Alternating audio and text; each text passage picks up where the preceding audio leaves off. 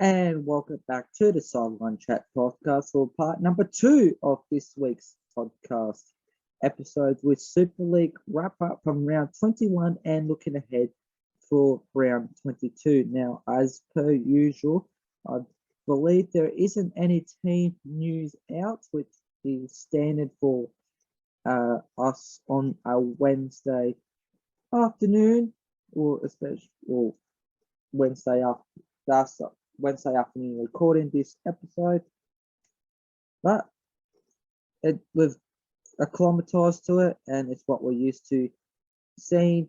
Just honestly double check to see if there is any at all. As I get these all prepared, because I'm unprepared as always. Let's go through the ladder as it stands. So we have got St. Helens on top on 34 competition points. The Wigan Warriors second on 30 points.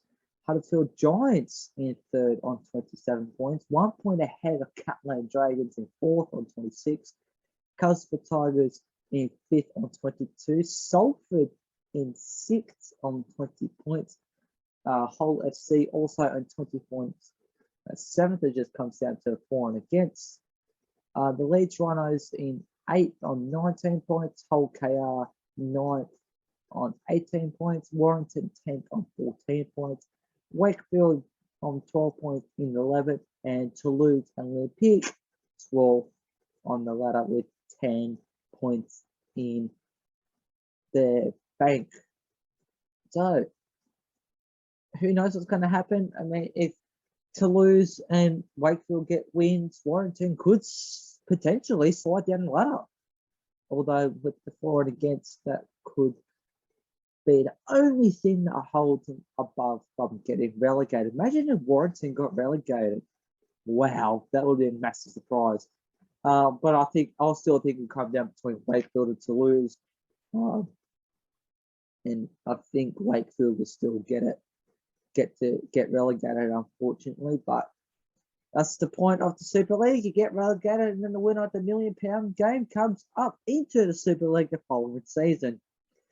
Now, with no team lists, as I've just briefly checked, we'll dive straight into it with the first game of the round being Hull KR up against Toulouse and Olympique. Connor has only given me standout performances from what he thinks of each game. No game whatsoever, so it's pretty much down to what I think the game is, or how it went, and how I basically review the games, like we always do. So we'll start off with Hull KR because they are the home side against Toulouse, but they were the away side against the Wigan Warriors, and they got heavily defeated, 46 points to 4, which comes as no surprise as Wigan easily outclassed Hull KR and closed the gap to St. Helens, as they have done for the majority of the season. Liam Marshall had a terrific game, with the whole team showing just how well they have been. And speaking of Liam Marshall, that is Connor's standout performance in this match. Liam Marshall, who got 3 drives, 1 try assist, 177 run meds, 2 tackle breaks, and 2 line breaks. He absolutely had a blinder of a game. And he's been around for a while, but hey, age is no barrier. If he can still play really good footy like Liam Marshall has done in this match, why not keep going? You're the one that makes the retirement decision, not anyone else. If you think your body can't handle the physicality, mentality, and the likes of the sport, well, then that's when you give it up. But obviously, he thinks he can keep on going, and well done to him. He's probably younger than what I think he is, but he just seems to be around for a long, long time, which makes me think he's older than what I think. But anyway, that's a topic for another day. And as for Hull KR, they were disappointing yet again. They were lucky to get that 1 try late on, but other than that, there was nothing really happened for him at all. It's still touch and go whether to see they make the playoffs or not. I mean, they are only one win behind Salford and their crosstown rivals. So all still to play for, but they need to turn things around, which I have said, and I kind of have said numerous times before. So you might as well keep playing this part on repeat every time Hull KR have a loss. Now, for the away side, Toulouse Olympique, they went down to Hull KR's crosstown rival, Hull FC, 30 points to 6. Toulouse Olympique, they were there or thereabouts in the first half and were only a try behind at the break, but the second half went completely against them with some calls that I personally thought were unfair. But that, and even the fans I could hear in the background, they weren't happy with some of the calls as well. But I mean, the referees out on field, referees do make a mistake. No one's perfect, but sometimes are a little bit too harsh. At the break, Hull, it was close the second half. Meanwhile, it was all Hull FC's way, scoring to come away with a win that was much needed for the run home. So they are now equal 6 on the ladder with Salford. Being the for and against for Hull FC is minus 83, I believe, and Salford's on positive 37. So it's still very close. We'll just have to tell other results to see if Hull FC could sneak into the finals or sneak out of the finals. So this one, Hull KR, look, they've been inconsistent as of late. They've been poor as of late. And this game goes to show that again. Just don't know what to make of them. I mean, they go reasonable at the start of the season, and then all of a sudden they just went downhill and downhill and downhill. They did snag a win a couple of weeks ago. That's been like the only highlight for them over the last, I'm going to say month and a half. I could be wrong. I'll probably get corrected by Connor, who, whenever he recovers from his hangover, will be all right. Well, I'll probably get corrected on him, regardless if he hears this anyway, which I know he will be. Whether or not he writes a comment, I don't know. Anyway, back to this one. I believe that Hull KR will get away with this one with a 7-12 victory. It's very touch and go. It's a flip of a coin, or I think it is anyway. Of who's going to win this one. Hull KR, like I said, touching distance of the playoffs, while Toulouse will be looking to jump back in front of Wakefield to avoid relegation. But I could be wrong. That's why it's only predictions. But I think Hull Kingston Rovers win 7-12. Connor has gone the other side, surprisingly, and has said Toulouse Olympique to win in the 1-6 margin, which I can see where he's coming from with that. They have had the better run of form as of late, barring they've had a couple losses now in a row, but before that they were on a massive winning streak, and Hull KR was Toulouse were on that winning streak. Hull KR was still on their losing streak and still are on one. So I can see where he's going from with that one. He could be right, he could be wrong. So I've had to wait to see what the result says once full-time whistle blows. Now, for the next game of round 22 of the Betfred Super League, we've got the Huddersfield Giants up against Hull FC. I'll just briefly touch on Hull FC's match. And they won, obviously. Oh, my bad. Did I touch on Wigan much? Anyway, so I'll go back to Hull KR to lose. Wigan obviously winning 46-4. But yeah, they just went way too good over Hull KR. And Hull FC way good to Toulouse. Now back to Huddersfield Hull FC game. As I just mentioned, Hull FC with just 2 good for Toulouse Olympic. Some calls went their way, which I think shouldn't have been called, but I wasn't there at the match because I'm based in Australia and the Super League is based over in England, so a bit of a difference, I think. As for the Huddersfield Giants, they beat the Warrington Wolves 32 points to 22. So, Huddersfield were very solid in this match, indeed, and pulled up an important win in what was a high-scoring match. It came down to defence, and I think that the Giants were the ones that had the better defence. And for the wire, just keeps shaking the head whenever you see Warrington lead at halftime, but then just lose all in the second. That's exactly what's happened again in this matchup here. They brought a halftime lead, which has been the story of the majority of their season. They were going try for periods of the game, but fell short. The question is though, can they still make the playoffs? And if they do make the playoffs, how far can they go considering how consistent they have been all season long? Write your thoughts in the comments down below. And I'm sure Connor will have an answer to this question. He might even comment his questions below on one of our socials, which is Instagram and Facebook at Sideline Chat and our Twitter at Sideline Chat RL. I understand. Oh, jumped ahead there. Stand former for the Huddersfield Warrington game for Connor was Will Price with 1 try, 132 1 minutes, 5 tackle breaks, and 1 line break. I didn't mention the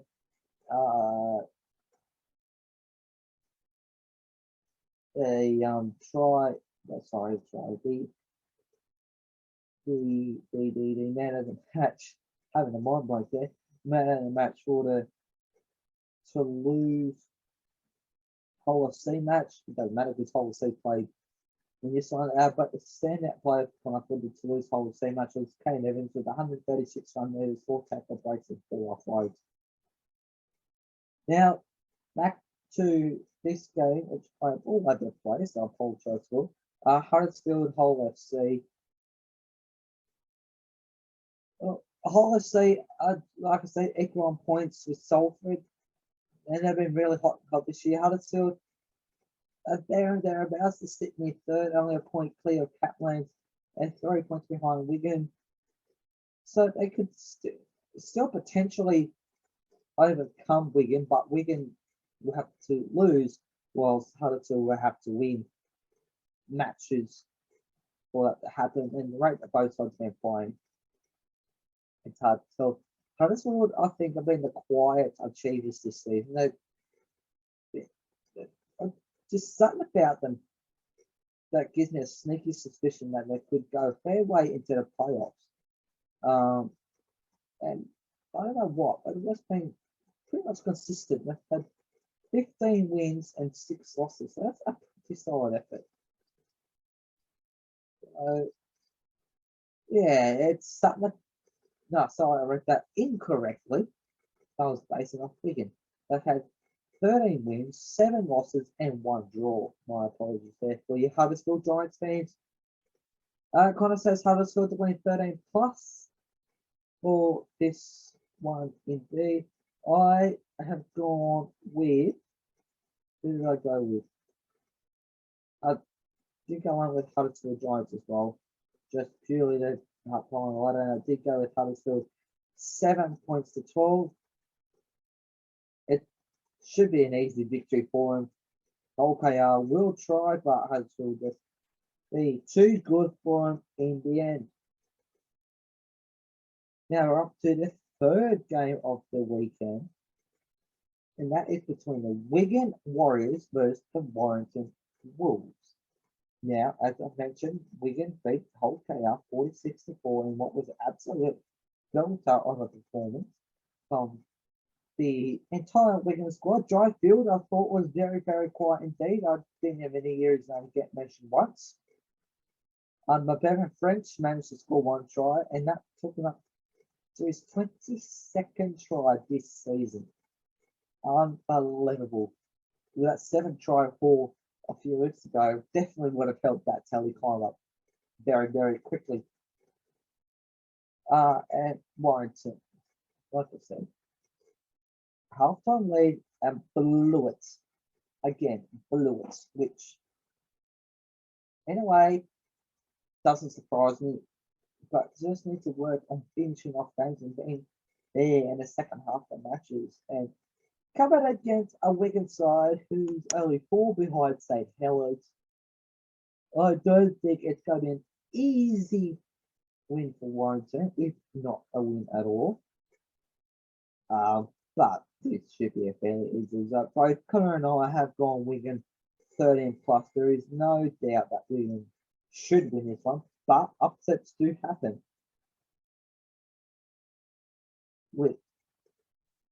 Upsets do very much happen indeed.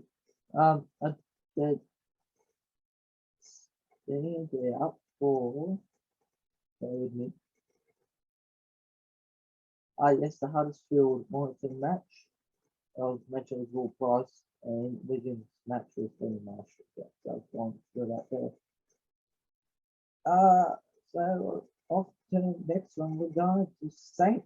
Helens up against the Castleford Tigers. And you think I'm going to go St. Helens first, but no, I'm going to flip it on the right round and go with the Castleford side, who went down to Wakefield Trinity, 32 points to 6. Who saw this result coming? Not me. Not me. I don't think anyone really saw this result coming. As Wakefield destroyed Castleford. Yes, that is hard to believe. You don't need to clean your ears out. You don't need to readjust the volume, but you did hear that right. Wakefield winning against a top 6 team.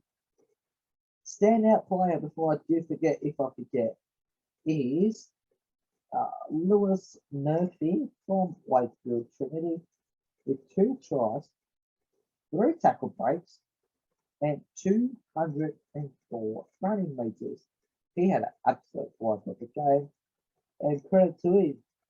He's a young gun coming through, and the more games he gets, the better he's going to get. My question is, what happened to Castleford? I can't answer that question for you. They were just nowhere, absolutely nowhere. And then they found a home ground that didn't even help them. There were massive gaps in the fence in Castleford, which led to a heap of Wakefield drives.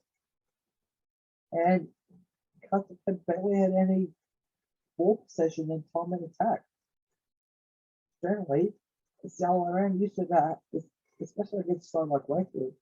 Everyone would have thought, oh, Castleford has a heap of ball, heap of attacking options, heap of points scored. Like they score a heap of points, but no, the opposite happened. But these things do happen from time to time. They do. Across all sporting codes, I think that you don't think the thing is going to win easily, doesn't. As for Wakefield, they are now off the bottom of the table with a massive win over a cycle of him from the playoffs. They were in complete control of the entirety of the match and barely put a foot wrong, which is credit to them.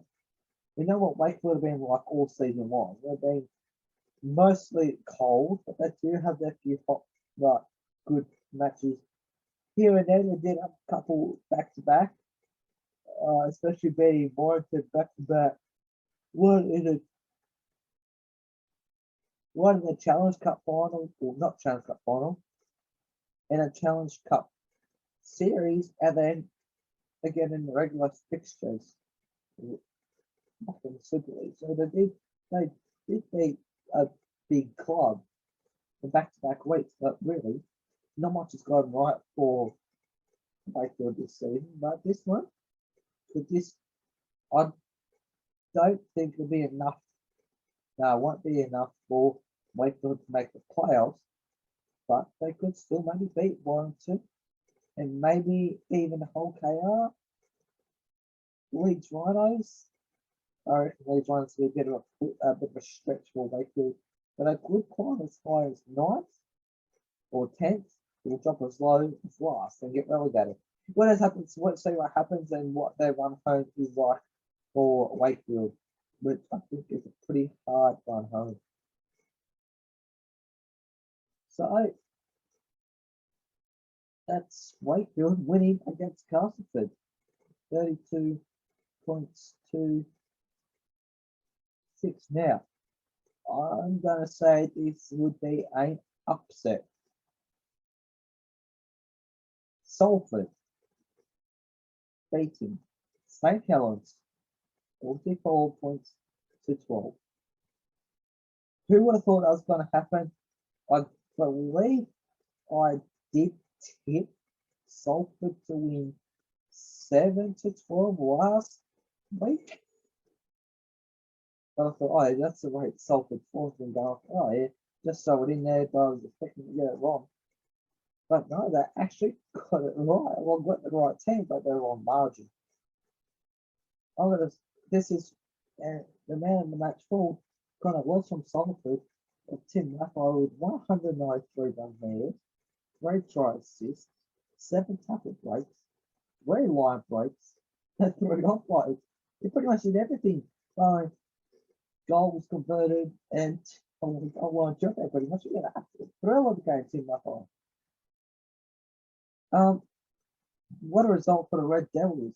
They were up 26-0 at half time, which you don't see St. Helens get held scoreless in the first half and by that margin very often. Then Salford were up 32-0 before St. Helens even got the first try of the match. And they converted, so it was 32-6. Then by the time St. Helens scored the final try of the match, Salford were up to 44, which brought them to the final total of 44 points to 12. And it's a massive, massive confidence booster for the Red Devils, heading to the run home and beating 3-time reigning premiers is an absolute massive achievement. Not many teams can do that to St. Helens. St. Helens are a very solid side. They have now had 17 wins and 4 losses. I don't think they even lost 4 games all last season either. And I just don't know what's hit them. And I'm pretty sure they were all full strength. St. Helens are pretty much full strength, so I don't know what the go was.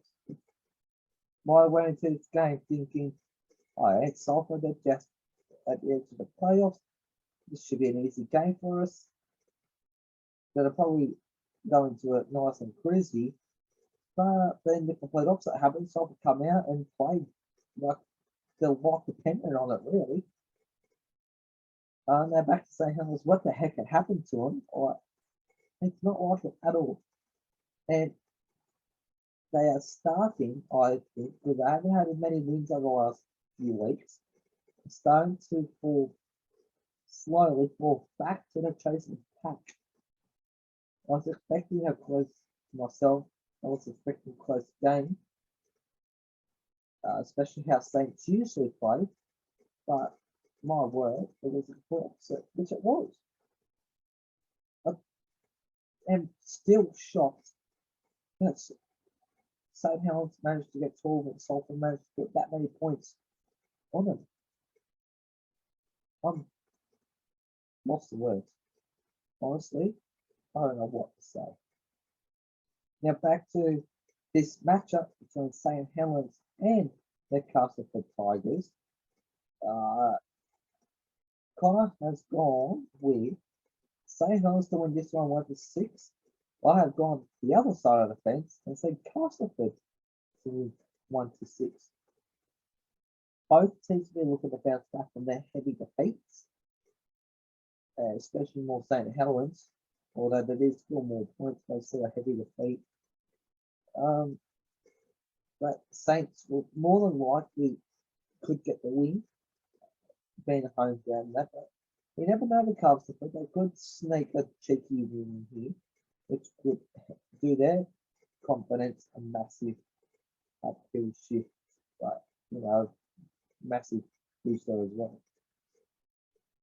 Now for the fifth game of the weekend, we've got the Leeds Lions up against Salford Red Devils. Now we'll just touch on the Salford game, so we can't touch on the Leeds game. But with my this game had everything there. Leeds Rhinos beat Catalan Dragons 36-32. Before I delve into the match too much, the standout player full corner was from the Leeds Rhinos of Richard Meyer. 3 tries, 98 unmeters, 2 tackle breaks, and 2 line breaks. Yeah, which is an outstanding performance there. And his 3 tries did help get the Rhinos over the line after they looked like they were down and out. The Catalans were in absolute complete control, and they held a pretty steady lead. Looked like they were going to however, they were forced into extra time and lost by 1 try. How devastating would that be? And how did it happen? I am not sure. But the miracle thing was, what I can't believe is that the Leeds Rhinos won with 12 players on the field, and they won in the extra time. Matty Pryor got sent off, and that really turned on the comeback from the Rhinos. Generally, you get a player sent off, you get points out of piled on against you. Let's look at Parramatta in the Penrith game over at NRL when they concluded got sent off. But for some reason that really got the Rhinos firing, and they sent into extra time after being locked at 32 apiece. So a high scoring game here as well. And it's just unbelievable, and I don't think I would see or recall anything happening like this in a long time, if not ever. I was want to know what the hell got to Leeds Rhinos to get them going, and what the heck happened to Catalans and what's the words how this happened here. Now this match, the way the Leeds come back, the way the Rhinos come back, and the way it's Salford played, this one could be a juicy matchup, and one that could determine yet another twist in the spot for the playoffs. Salford lose, they go on 22 points. Leeds win, they go on to 21 points and jump ahead of Salford, and maybe hold a seat depending on how they go against Huddersfield. Unbelievable. It's a logjam from 6th down to 9th. Even so, 5th down to 9th. It's all happening. And finally, we go to the Wakefield versus Catalans game. Or just touched on the Wakefield. Just touched on the Catalan game going down. And Wakefield as well. The standout player for I was going to say standout player for this match. I'm all over the shot for this part. There's no standout player because that's what the game is. We'll do is standout player next week. So if Wakefield could do what they did to Castleford, what can they do to Catalans? And they'll be very, very disappointed that they lost after having a healthy lead for the majority of the match. Wakefield will be looking to carry on that momentum to put them in yet another top 6 teams armor. I have gone with Wakefield to cause the upset and win this one 1-6. Then Connor's gone Catalan's Dragons to win this one 7-12. So real, it's such a hard. You wouldn't think so. And 2 months ago, or even a month ago, I would have said this one's going to be a hard one to pick. But after what we saw in round 21, it is a hard one to pick. Who knows what's going to happen? So, just a recap of the tips for my predictions, and I'll do Connor's predictions. Hull KR to lose, Hull KR 7-12. Huddersfield vs Hull FC, Huddersfield 7-12. Wigan vs Warrington, Wigan 13+. St Helens vs Castleford, Castleford 1-6. Leeds vs Salford, Salford 7-12. And Wakefield vs Catalans, Wakefield 1-6. As for Connor, his predictions are Hull KR beat Toulouse 1-6.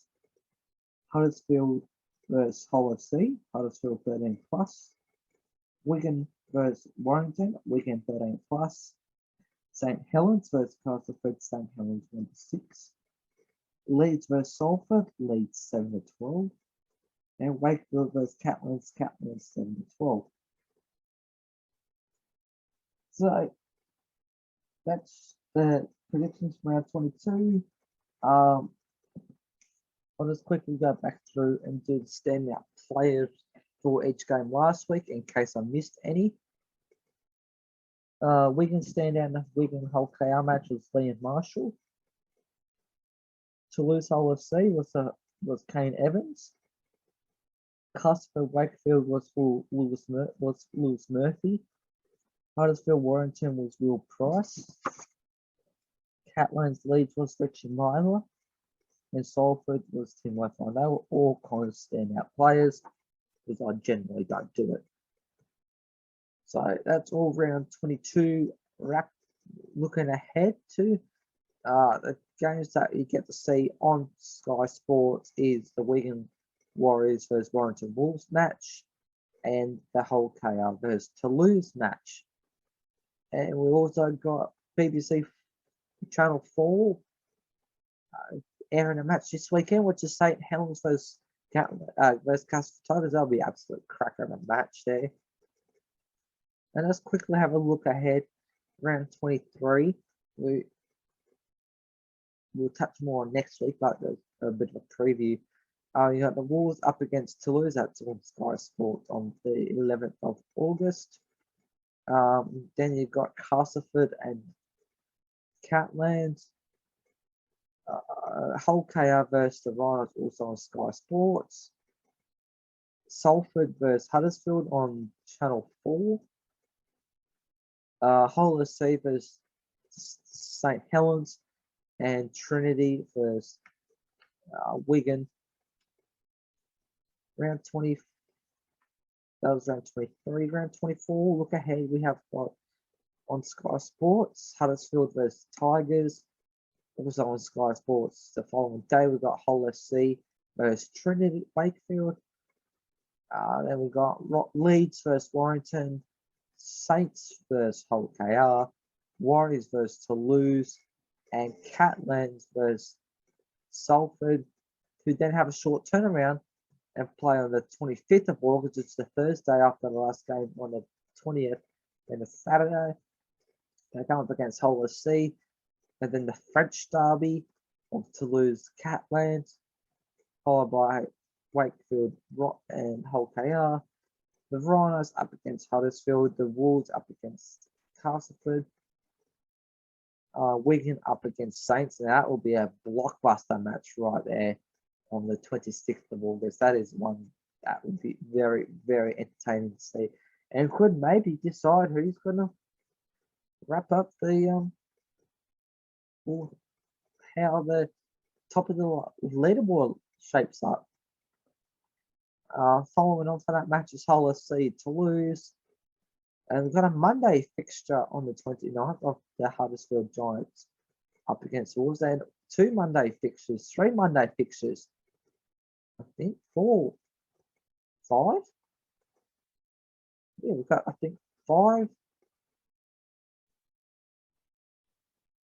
I don't know, we've got a few Monday games by the looks of it. Anyway, Huddersfield, Warrington, OKR, Wigan, St Helens, Wakefield, Castleford, Salford,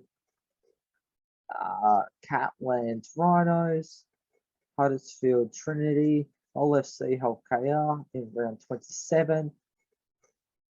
So what a way to end the season with a whole derby.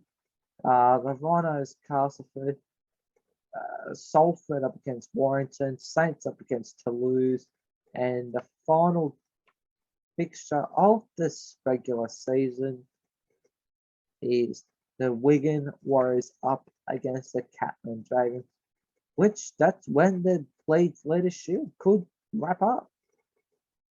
So there's not that long to go in what has been a very exciting season. Upsets have been around pretty much around every single club this season. Like you've had Salford just beat St Helens, you had Toulouse beat St Helens, which was the first real surprise of the year. It's just unpredictable sometimes. But who knows what's going to happen? It's unbelievable how close. It's very hard to predict these games. Sometimes we get it right, sometimes we get it wrong. Just really see what happens. And on that note, that is the end of part number 2 of this week's episode of the Sideline Chat podcast. To follow our socials with Twitter at Sideline Chat RL, Facebook and Instagram is Sideline Chat. Don't forget to subscribe to our YouTube page where this is always up and about. And also click the bell to get notified when this episode, or this part of this episode, and last part of the episode gets released. The future episodes, let's say, gets released. This could be maybe something in the works. Have to wait and see. We might have another platform to go on. Do we? Only time will tell. We'll announce that when it happens, really. Enjoy all the Betfred Super League action this weekend. Connor will be back next week.